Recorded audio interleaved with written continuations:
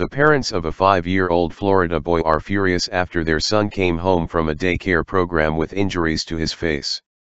Chelsea Stallone told WFLA her young son, Aiden, came home from a kindercare center in Wesley Chapel, Florida, in early April with a bruised, swollen cheek. "I was upset. I was extremely upset," Chelsea said. "I couldn't believe it happened. That's not a scratch on his face, that's half his face," she added. According to a Facebook post written by Aiden's father, Steve Stallone, the injury to the child's face occurred when he was forced by a 10-year-old fourth grader to play the tripping game.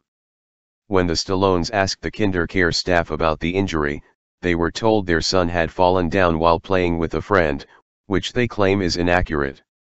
Steve wrote in the April 11 post that the center is short-staffed and frequently mixes preschoolers, including their son, with children as old as 10 or 12 in their after-school care programs. Although daycare staff promised to begin separating the children by age after Aiden's parents complained about the situation, the little boy got an injury to his stomach 2 weeks later when an older child pushed him to the ground. The Stallones said kindercare staff refused to address their son's bullying. "They completely sugar-coated it," Chelsea told WFLA. "They belittled the incident. That's what makes us really angry about all this," Steve said.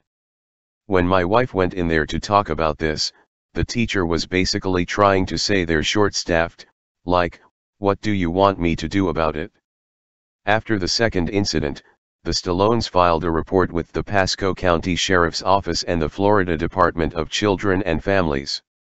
Steve's Facebook post, which contains photos of his son's injuries, has received more than 2,000 shares and 800 likes in 2 days.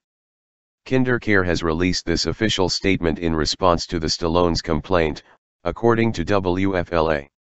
"We are committed to creating a safe, nurturing program for all children. We know some scrapes and scratches are a natural part of childhood.